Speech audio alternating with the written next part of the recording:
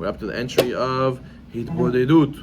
Hitbodedut means to seclude yourself, specifically with Hashem. Hitbodedut v'achana nechona lekriya ne'emana lalun be'amka shel halacha. He's the person who wants to focus, he wants to get in the right mindset, he wants to be able to work deeply and serve Hashem. He has to do Hitbodedut. He says, "V'gam hi even rosha lesidek kedusha lachshov machshavot teorot." He says, in order to think proper thoughts, the person wants to think proper thoughts. Rabbi, I have a lot of issues with thinking bad thoughts, anxiety, nervousness, assuming for the worst and not assuming for the good. You need to have Hitbodedut. Hitbodedut is going to help you set the tone for your day, set the tone for your thoughts. And when you pray to Hashem in your own words, it's a lot of very, very powerful. Rabbi Nachman Abresa was very into doing Hitbodedut. He says every day you don't do Hitbodedut, you learned a chapter of heresy from the Satan, from the Yetzer Hara. So if you're not doing Hitbodedut to connect to Hashem deeply by speaking in your own words, the Amidah is great. The Amidah is very powerful. People love to pray the Shachrit. But on a deeper level to connect, and a different way to connect, that what?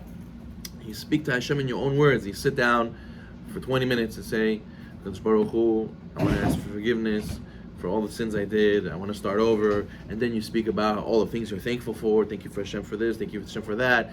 And then finally you go and ask Hashem, Hashem, please, I want to make Parnasat Tova today. I want to pay for my son's tuition. I want to go and finally fix the chandelier in the living room. I haven't been able to fix it and have money for it. Kadosh Baruch Hu, I want to make peace with my mother-in-law, whatever it is. Help me find the right words. He prays for all these things that usually you wouldn't be able to pray for in Amidah. He actually asks for it in the Hitbodedut. A lot of people actually, they do Hitbodedut in the middle of the Amidah. They by Shema Kolenu or the end of the Amidah, they do it. But really, there's so much things to talk about. You can't sit there and make 20-minute Amidah. So therefore, he says it's proper to set aside a different time during the day and to go and do Hitbodedut. And you sit. A lot of times people, they sit in their car and they put the one AirPod in. A lot of times you have one AirPod in, people think you're talking on the phone. That way you don't look weird. So a person put one AirPod in, sit in the car, people think he's talking in the car, but really you're talking to Kadosh Baruch Hu and speaking your mind like Kadosh Baruch Hu is your friend and telling him how you feel, and you let it out. You let everything out. People don't realize that people pay top dollar to go to a psychiatrist, to go to a therapist. So how does it make you feel? And they spill their guts to them. And you pay them top dollar, and afterwards they don't give you advice necessarily. They don't always give you the solutions necessarily. They just ask you, how does that make you feel? And you have to realize, HaKadosh Baruch Hu gives those services for free. HaKadosh Baruch Hu is there listening to you, and he can give you the solutions, and you pray to him, and he's the one who you need to go to. He is the banker with all the money, he's the doctor with all the health, he's the one who can open all the doors for you. All you have to do is come speak to him, doing the Hitbodedut. And a lot of times you're going to see the Yetzer Hara is going to stop you. You're going to say, okay, I have this 20 minutes, I'm going to do Hitbodedut that time. And then the whole world is going to turn over to stop you from doing those 20 minutes of Hitbodedut, because the Yetzer Hara knows if you speak to Hashem in your own words and you set aside that time, you're going to be that much powerful. Your day is going to be that much better. Therefore, you have to be sure to be strong and to keep it. He says, Lo ilezot tov legever sheyachel lo beit moshav, sheyeh lo levado ve'en nezarim ito. Therefore, you should set aside a place where you're alone, no one will bother you. If he only has one house, the Arizal, he used to go and he used to come home only Shabbat.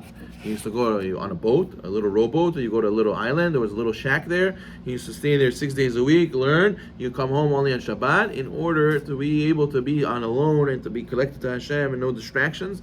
So the same thing over here. You have to go into your little bubble for those 20 minutes, find a place no one can bother you, no phone, no nothing, and just connect to Hashem deeply, and that way your connection through the entire day is that much stronger. So therefore, you should do this every day, daily.